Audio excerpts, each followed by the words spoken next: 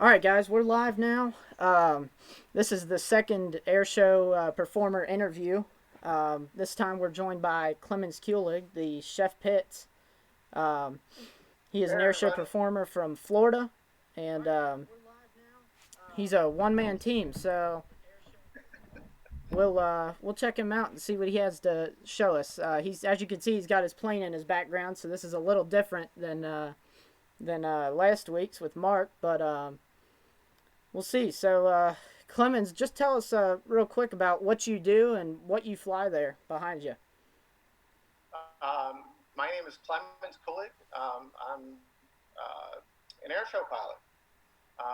This airplane I built in my garage, and it was a lifelong dream since I was a kid, was to build and fly a pit special. Not necessarily fly at air shows. That seemed impossible.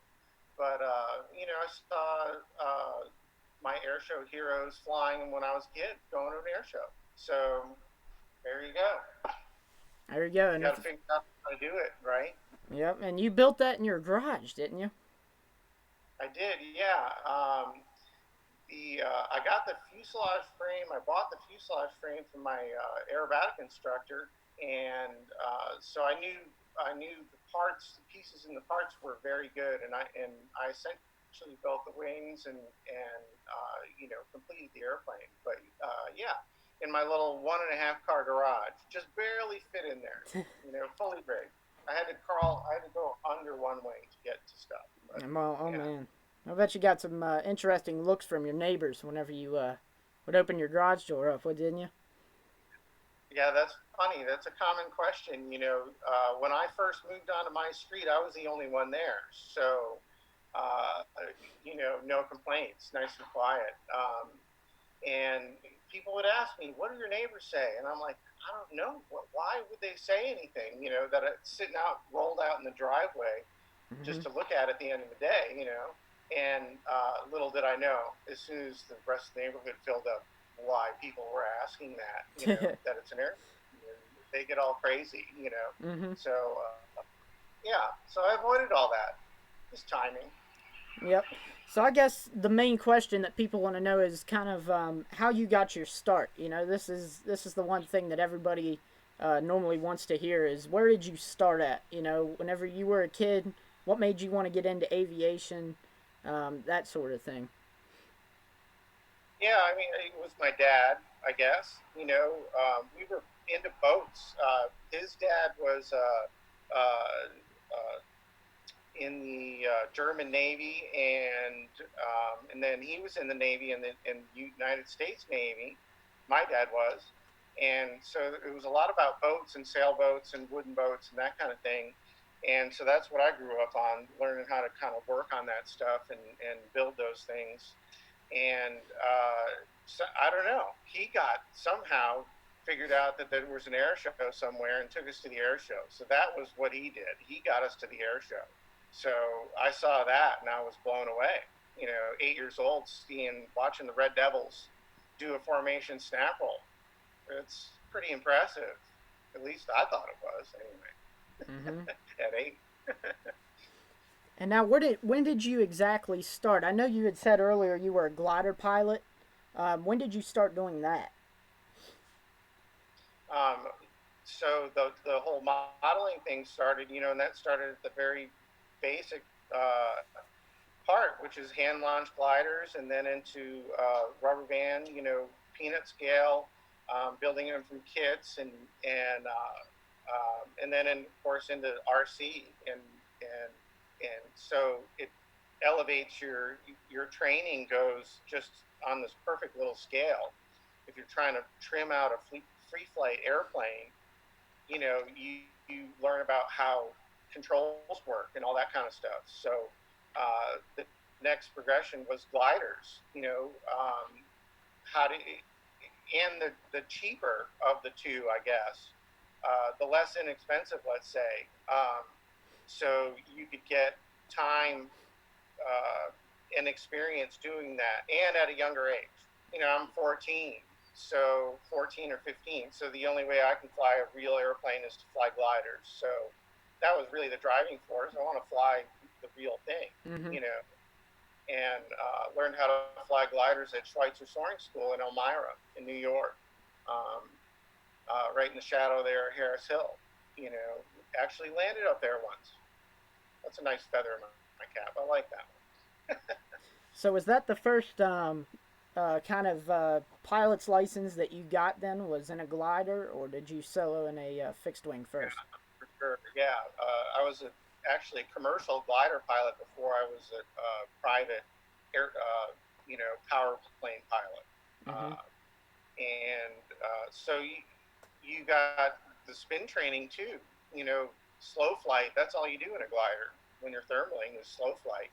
So you get really good at that. You know, or yeah, you can get really good at it, I guess.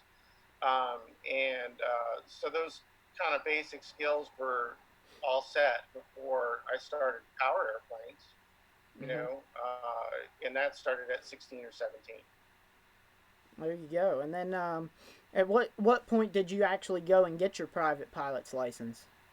I think it wasn't until 21 or 2, something like that. Mm-hmm. You know, I got my A&P license, and then I couldn't, just the way things happened, I couldn't get a job right away doing that. So I worked in restaurants, and that's how I ended up being the chef, Yeah. was that I, just didn't get that job opportunity in working on airplanes. So I went back in the kitchen where I'd worked in high school. So, you never know kind of where you're going to end up going. And I actually got my private pilot's license while I was working as a line cook in Mystic, Connecticut. Shout out to Kevin, Mystic River Aviation. Yeah, I know. Yeah, he was down at Culpeper last year, I believe. Um, Yeah, yeah, whenever yeah, he was. we did the streamers, we helped you with that streamer cut.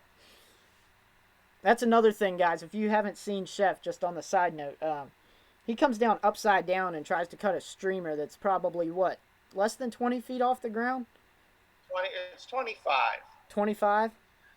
25. It's still impressive. Yeah. It looks a lot lower when you're standing there. Um, It looks a I'll lot say lower that when much. you're inside the plane trying to find it, for sure. Yeah. You know, this actually, here's kind of a cool way to look at it. If you look at this hangar door, that's 20. That's 20 feet right there, at the top of the door.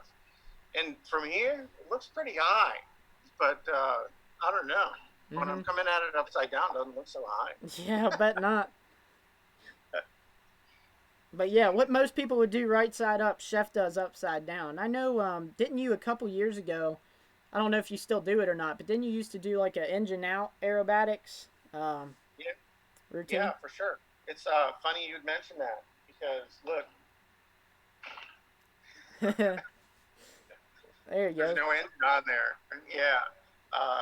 Actually, the engine shop just called me today, and they're starting to build it back up. So it'll be in time to get back flying again. But yeah, I used to do dead stick. I still do it on occasion, and actually, I'm working on kind of a new way to do it, etc. So Mhm. with this time off, as soon as I get my engine back, I have some ideas on how I'm going to do that again. Excuse me.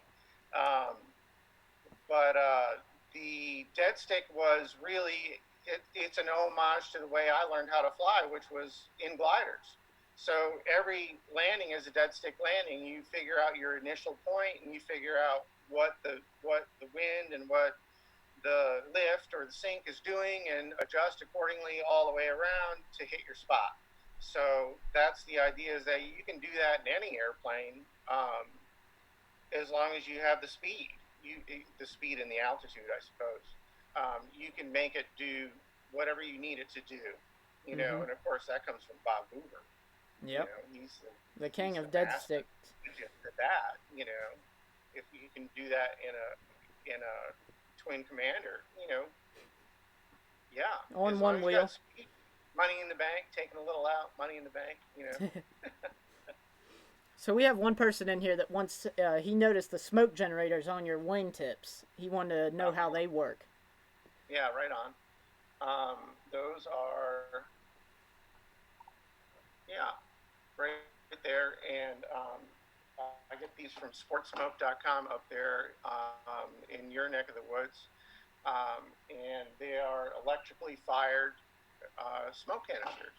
So, and I just have a switch. It's just powered by aircraft power, and I just have a switch that sequences them in whatever sequence I want. Mm-hmm. Yeah. So how do you? I know we've had some people. Well, we've done some.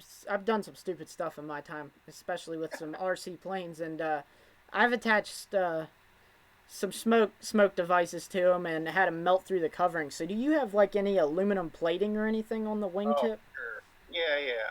There's an aluminum plate on the end of this wing. When I was building this airplane, the because the fuselage I bought had the square tail on it like that. Mm-hmm. I did not build this fuselage. I didn't weld it. You know what I mean? It had the square tail on it. So I was committed to that style, if you will, and having the squared off wing made that you know made that easy for Mm-hmm. me to do these things. And I kind of like I said, I kind of had the idea of flying air shows when I was building it. I just really wanted to just have my own airplane that I could fly whenever I wanted. But in the back of my mind, I was like, the square thing is really cool because I can just square and I can hang whatever I want to hang off of here Yeah. and kind of figure it out. So that worked out. That was kind of a little foresight that I had, which I haven't had much of, seems like at times. But that one worked out. So now I can hang as much stuff off of here as I want, and that's an aluminum plate there for sure. Mm-hmm. Yeah, to answer your That's what I was question. wondering. I've melted some covering, watched it fall off some airplanes before, so I was Yeah, wondering if there was a yeah. solution. There's some stain right there, right here, Mm-hmm. just from the color, you know. Uh, but I don't know. It is what it is. It's an airshow airplane. Yep. Exactly. So one of the people in here asked if you've ever been to Ontario, Canada, or performed in Ontario if you Never. plan to. No, never. Yeah, I'd love to go to Canada. Hell yeah, I'd love to go to We've got a Canada. Canadian here that wants to see you up there. So Right? That's awesome. Yeah. Yeah, thanks for asking. I do know one Canadian, I think. I think he's the only one I know. That's probably not true, but at least the only Canadian airshow pilot, Trevor. He has his own monoplane that he built, and he's finishing a Model 12. I think it's probably flying. I met him at Pax River, and he's a good dude. He's a Canadian, so mm-hmm. yeah, that's my in to Canada, I Yeah. guess. Yeah, another person said they have seen you perform at Space Coast, Warbird Air Show, I guess it is. Right down in Titusville. Yep. Sure. So, Yeah, that's a fun one. They actually had a rocket launch right during the Friday night part of that show. And the way the original rocket launch was scheduled is going to be like at 7:38 or whatever it was, and that's was going to be my time to fly. So, because I was the first act for the Twilight Show. mm-hmm. Oh man, I triple checked all these cameras. I'm like, I'm gonna get this most awesome stuff because I'm gonna be flying because they weren't gonna shut down the air show while the launch was going on. Oh And man. man, I was so psyched, and I had everything loaded and triple checked and whatever. And then the thing was delayed until I don't even know, like 9:30. Oh man. But I don't know. I tried. Yeah, that was a fun show. Yeah.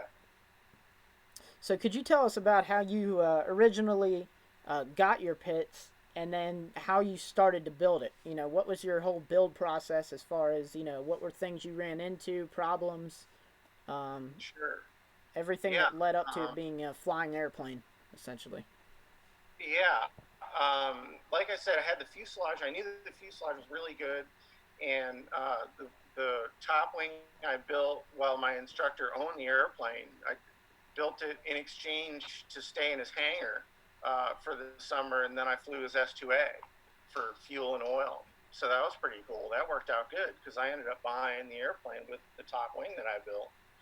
Um, and so, yeah, how do you do that? right? So I remember one of the first questions I had was in the lower wings, the bearing that drives the aileron. How does that fit in there? How do you do that?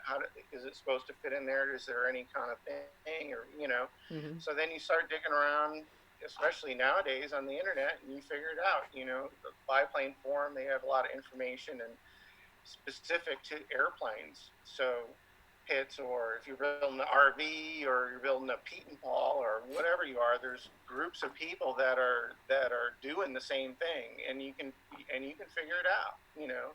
So that's how it started. And with the initial push was, I went to an airport down here trying to rent a Super Cub just for once in a while, just to come out and just bomb Mm-hmm. around for an hour or two. And I had to get you know all this. I forget what it was, 20 hours of dual or something to be. And I was like, this isn't going to work. I need my own airplane. So then, you know, I've been looking at this fuselage standing up in the hangar for 10 years, going Mm-hmm. out there to fly with Tom. And so finally I'm like, all right, this is how this has got to work. You We gotta got to make a deal. build this thing, get it done. It looks like something great came out of it too. Yeah, Somebody yeah. said it looked like a Challenger, uh, a little bit, just with the squared off tail, I guess. Sure. Yeah. There's a lot of different mods to this airplane, to the Pit Special in particular. So one of them is to square everything off.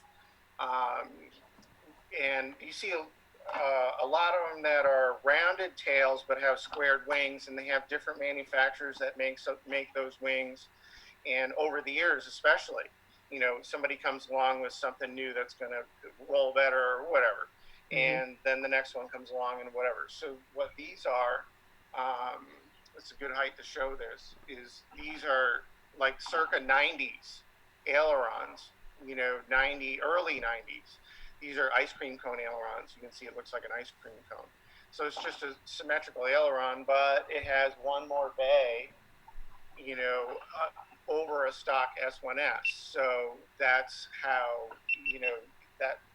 that's the selling point. And plywood leading edges and all these little things, and same thing with modeling, model airplanes, guys modify airplanes, always more power, right? Uh, Mm-hmm. the original airplane, 55 horsepower. Now mine's 200, maybe 200, 190 something, and like Tucker's is, what is it, 400, whatever it is, right? So it just keeps going more and more and more and more. Yeah. Yeah. So somebody asked to see a full walk around of the airplane. I guess they want to All see it. right. So. Sure. Well, we can start right here, I guess. Let's start right here. Uh,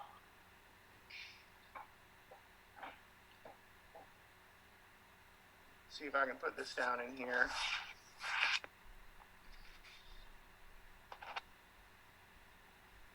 How does that look? Can you see that? Yep. Yep. Looks good.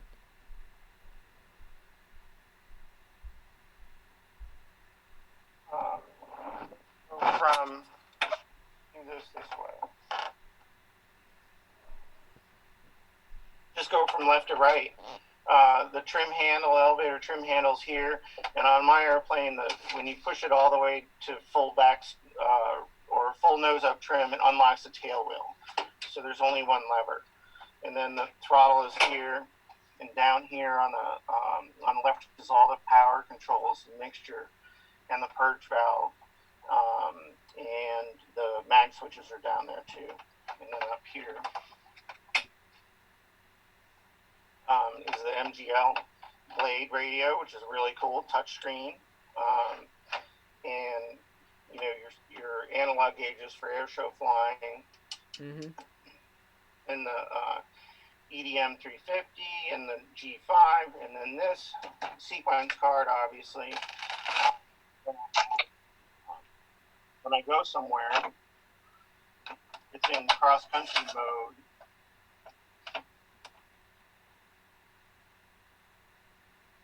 So I can change that to, um, that's my iPad mount. Oh, there you go. Yeah, and so, uh, when I take a trip, that's what I'm using. And then my phone goes here, so I can listen to the radio, whatever, or the radio. It's crazy. Listen to music, etc., and listen to the warnings through the the app through ForthLight too, Mhm. and then transponders over here. I don't know how unsteady that became, but You look good. all right.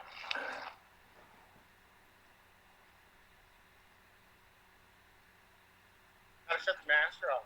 3M, max, master, mixture. Okay. It's like I said, the tail feathers are squared off. Nothing really aesthetics more than anything, I think.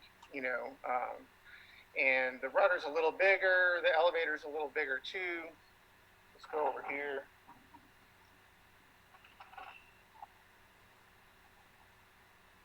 You can see the light coming through that panel here.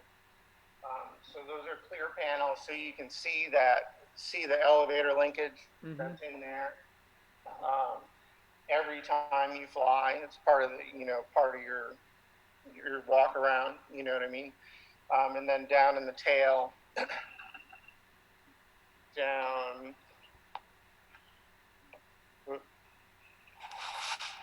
there, that little triangle down there is also a little window, so you can see if anything dropped back there, say a pen perhaps or whatever. And then right over here, swing this around this way, that's actually a lower wing panel for a Pitts S1. It doesn't have the leading edges on it. It doesn't have the aileron on it, whatever, but the basic structure is the spars and the rib. My lower wing panels weighed about 34 pounds before covering, right? So this is obviously less than that. But if you look at it, this is a Lear 60. And if you look at it, I'll hold it up.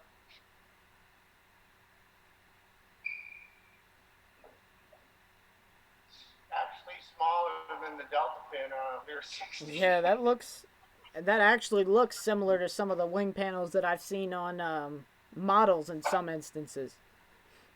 Sure, of course, it's the same thing, and that's a common question I get actually is how do you know how to build this? Well, I built dozens and dozens and dozens of model airplanes, so you can see that is the same thing.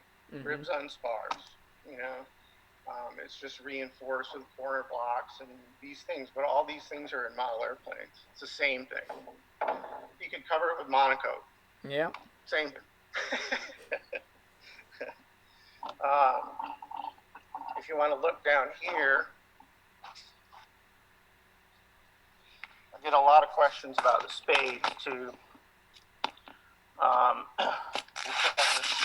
Right on the hinge line, and you can see that shovel right here. Right, it's in the way the arm is. It goes in front of the hinge line. So as soon as you move the aileron just slightly this way, the air comes digging on that nose and makes it go like this.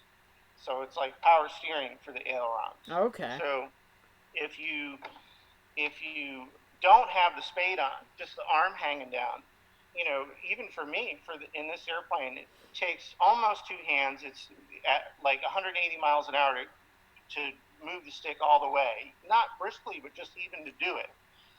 It's a lot of force. With a spade on it and rigged the way you want it, it could be effortless. It can be almost two fingers, so how you rig that is you just decide on what shape you want, and how big it should be. Because the bigger it is, the more force it's going to have, and it can snatch it out of your hand. So everybody rigs it differently. If you look at all these aerobatic airplanes, a lot of people think they look all the same. Those kind of little features, but if you really look at them close, the spade just alone, they're different on every single airplane. So there's all those little tweaks, and they're set up to how the person wants to fly it. The Uh huh. first S1S I ever flew, it was so snatchy that as soon as you moved it out of center, the stick pulled your hand Oh over. yeah. Um, and so you just start with a smaller spade, and then you gradually boom, boom, boom, etc. Yeah, so you rig the airplane the way you want to rig it. Um, Now where's your engine at? Isn't there supposed to be something on the front of there? what's that? I said, where's your engine at? Isn't something supposed to be hanging on the front of there, or is that you don't need that? Yeah, right. Sure. It's coming out of overhaul pretty soon. Yeah. Um, served me well for sure. But yeah, actually, all the parts and pieces are there, and they're going to assemble it this week. So I'm Mm-hmm. psyched about that for sure.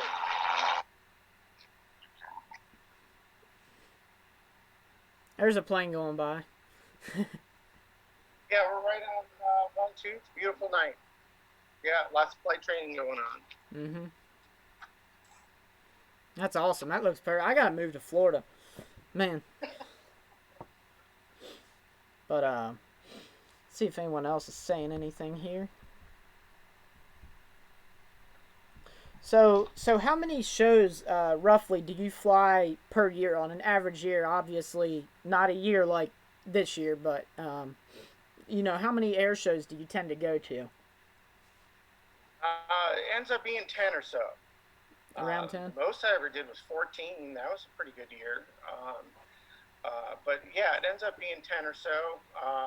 And they're all, it can be all kinds of things. Mm-hmm. Last year I did a show at Warner Robins, and there were like 25 performers, in the lineup.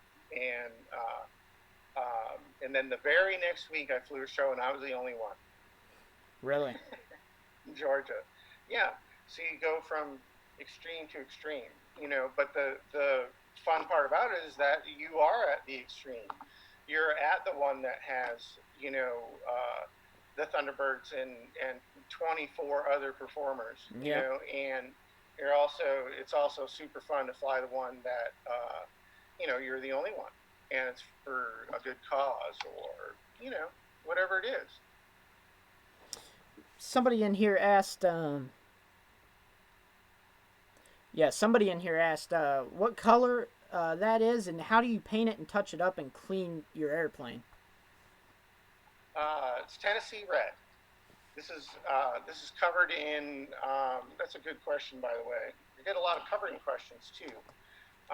This is covered with AirTech covering process. And basically, the basic idea is that any full-size airplane that's covered with the fabric is all the same. It's just the process by what you put it on and what kind of paint you put it on. Mm-hmm. So it could be anything from water-based all the way to polyurethanes and those kinds of things. And this is AirTech. This is polyurethane. Um, so, but the fabric itself is the same. I actually had a piece, thought ahead of time. Um, this is, and so it's very lightweight, and obviously you can't. There's no way you can rip this. Mm-hmm. So you just glue it on the edges and iron it and fill it in with whatever primer is, whatever the process is, Okay. and with whatever paint they have. That's really all there is to it. Again, people ask me, how do you know how to do this? Well, if you can cover a 13-inch wingspan model airplane with tissue paper, you can do that. Same concept. Piece of cake. There you go.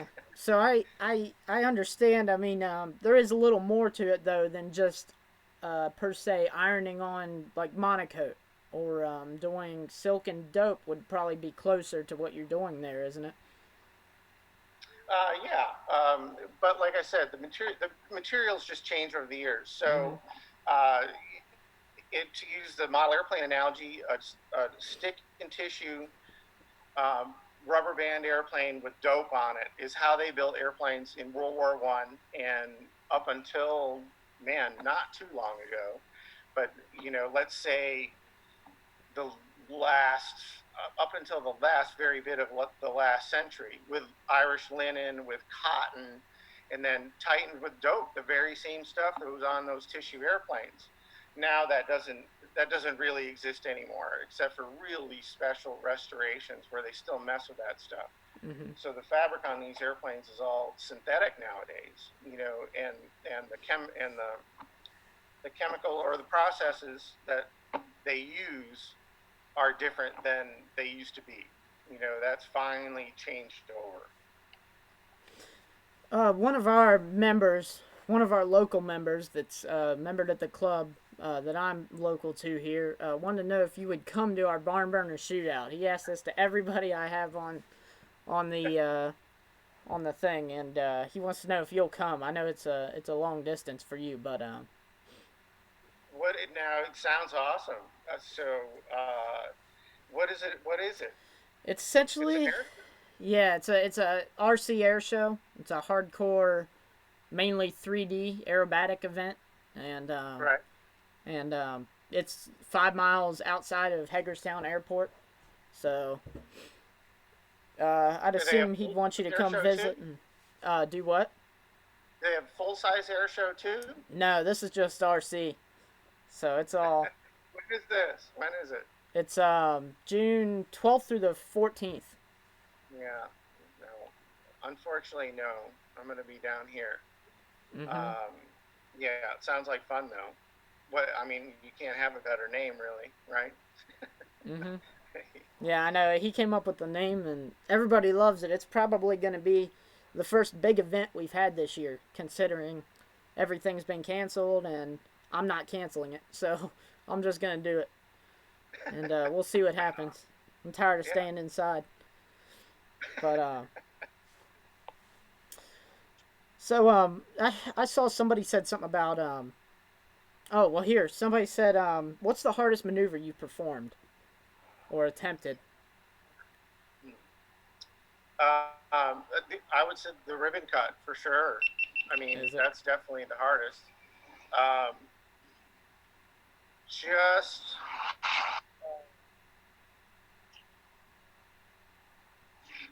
just because there's very little margin.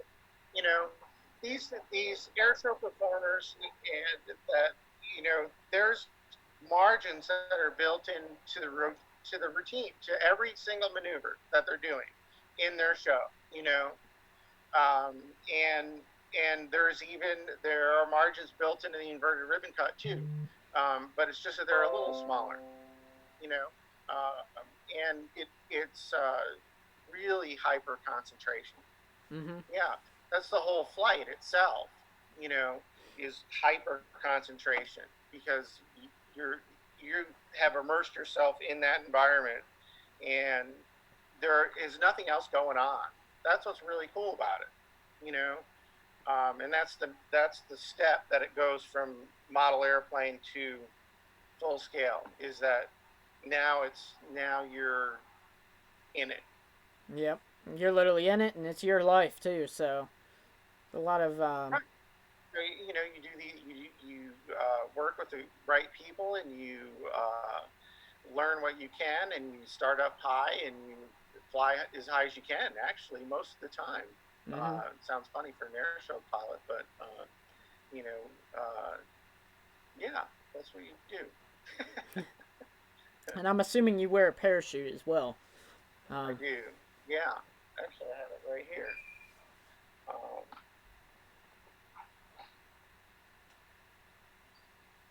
yeah. Now, this is an emergency chute, softy parachutes, um, and yeah, you're required to wear one for sure. mm-hmm. Somebody more maybe current than I am can tell you exactly what. But at any time there's two people in an airplane, you got to have a parachute. Sometimes you don't have to if you're single place. But for air shows, you always have to have one, sure. And you rehearse, you rehearse how to get out of the airplane quickly, get the buckles off, and how to use the chute. Practice Hmm. pulling the ripcord, etc. Yeah, So somebody asked if you still fly model planes or if you're going to again. I have a little bind and fly pit special at home. I fly it once in a while. Do you? Is it Yeah. the real small one? Yep. Yep. Yep. And I also have the simulator. I have a Phoenix simulator. So I use that. I saw that. I was looking for something for my airplane in a model shop when I was building it.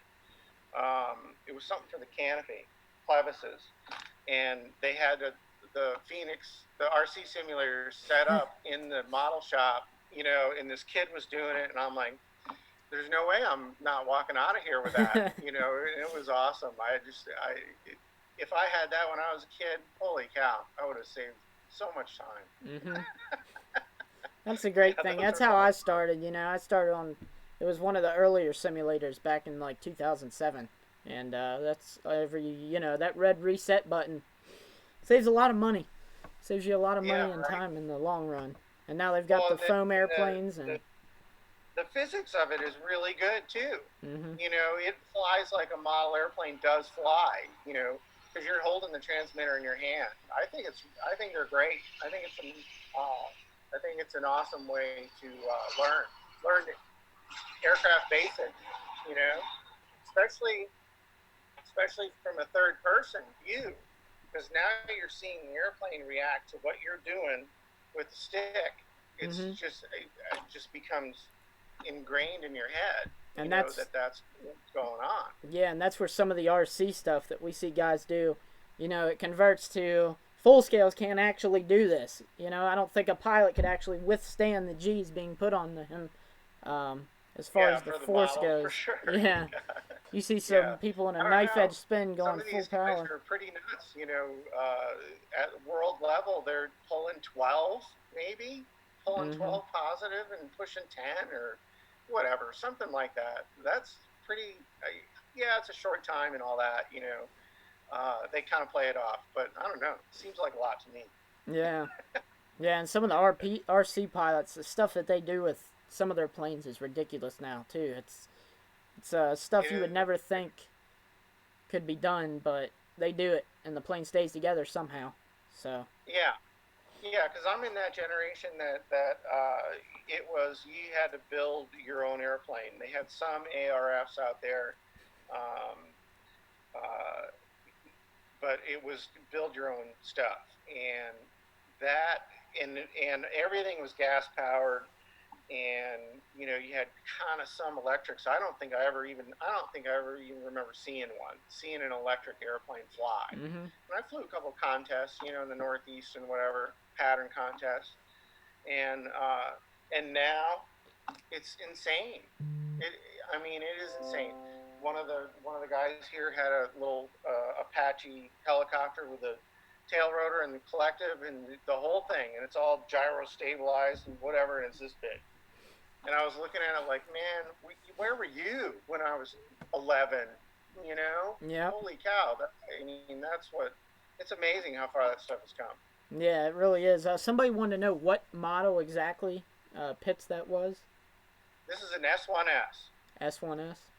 Yeah, it's a Pitts S1S. So you have the original S1, which had flat bottom wing, flat bottom airfoil, M5 airfoil, and I could be wrong on the original. I think the original was an M5, um, and just ailerons on the lower wing.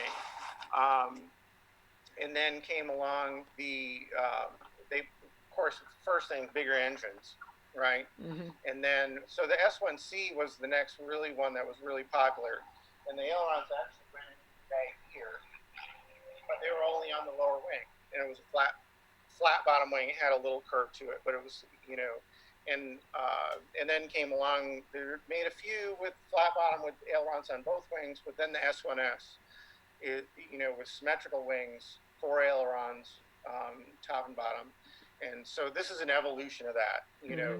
Over the years, it's more aileron, um, more aileron area. Like I said before, with the extra bay. So it's one of And the they higher designed performing now ones there, then. so there's more nose on the aileron. So it's a bigger surface, et cetera, et cetera. All these little tweaks over the years. Mm-hmm. Yeah, and so this has most of them. You know, but some concessions were made to aesthetics too.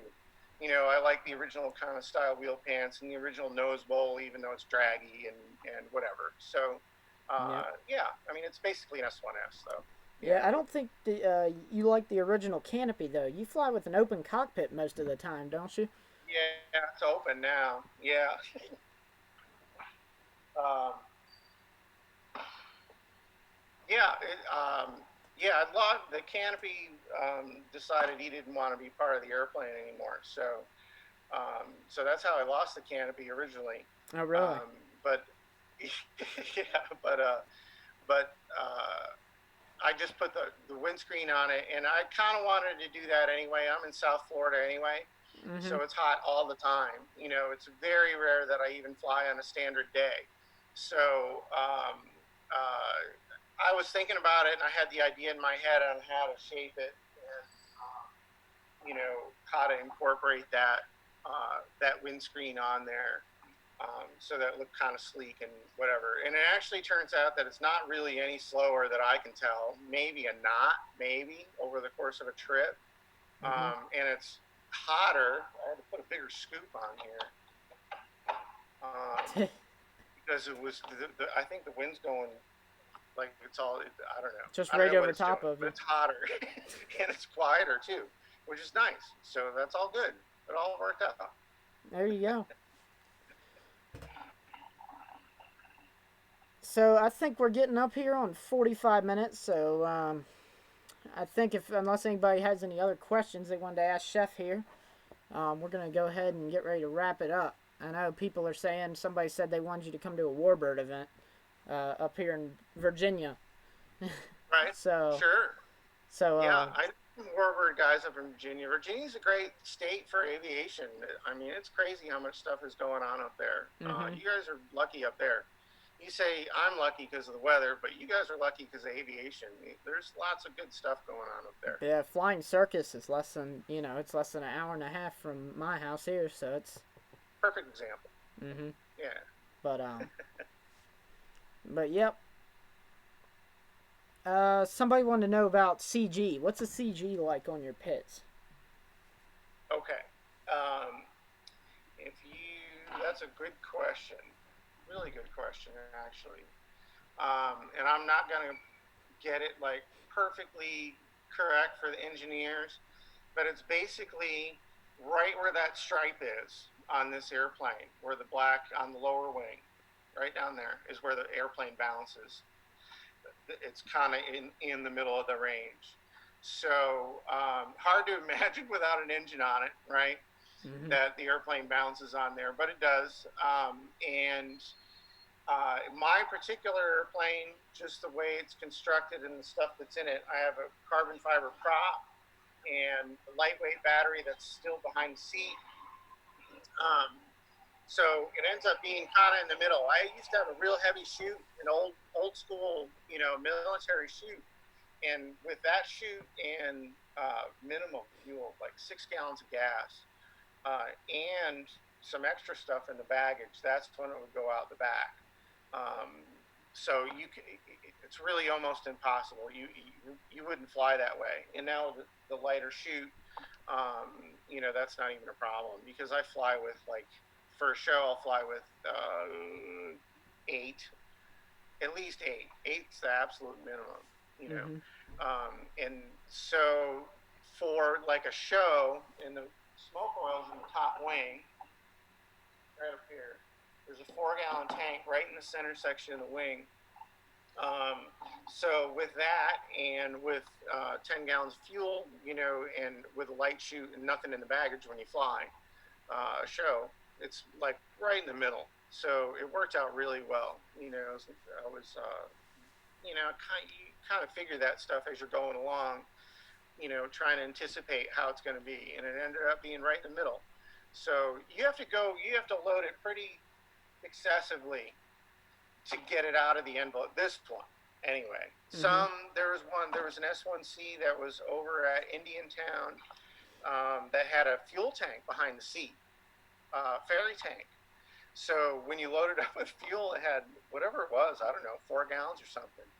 It's like almost full forward stick on takeoff until you burn the fuel off, and then you're good. But then you Really? can get a long ways. So, you know, it's That's all a interesting. trade I off. guess they put the tanks where they need them, though. What's that? I said, I guess they put the tanks where they need them, though. Yeah, right. You got to do.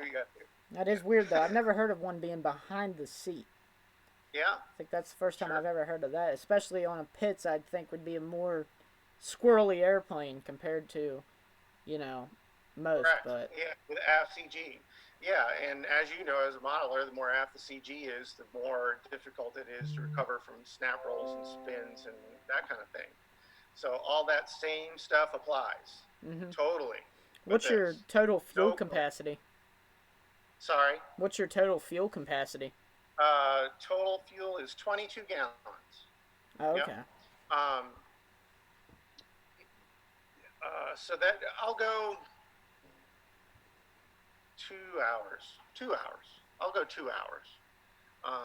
Really, that's the most. You know, and I got a little extra I can go if I had to, but that's basically what I do, and that works out to about 150 miles an hour or so. So 0 wind, 300 miles. Yeah. I hmm made it, it's all weather, right? So from here to Culpeper can be 2 stops, you know. It can be more. I forget how many it was one year. But on the other hand, I went to Atlantic City and did a show up there, and that's 1,000 miles door to door. And I made it home in 2 stops. Really? So, yeah, just works out. Sometimes it works out. Well, there you go. Well, I think we're probably going to get ready to close things up here, though. I know the guys have loved having you and loved having you answer the questions. They love hearing from these airshow performers. There's something about it, just bringing it to the model community that's great that people love. So we Yeah, no worries. I'm glad to do it. This is how, like I said, this is how I started. This is how, hmm and nowadays there's so much information out there. All you got to do is look it up, and you'll find anything you need, any information you need. And if you can't find it, you'll find somebody that will answer a question. hmm That's how I figured all this out. You know, you find you find people that do the same thing, and you just ask them, right? Yep. Put that old adage to the test that there's never a stupid question. I know I have. Yep. But yeah, they love hearing from everybody saying Pitts rule, and I Nice. guess that's how it That's goes. awesome. So Like planes rule. there you Yeah. go. Yeah. So, yep. Without that, though, I think we're going to go ahead and close it up. I don't know who we'll be hearing from next week, but I'm sure I'll find somebody. I'm Um, sure. but Yeah, this was a blast. Thanks for having me. yeah, thank you, Yeah. Chef. I appreciate you coming on here, and I know everybody else does too, because they enjoy hearing from airshow performers and this perspective, Yeah, it obviously. works. Yeah, give me a shot. Give me a follow.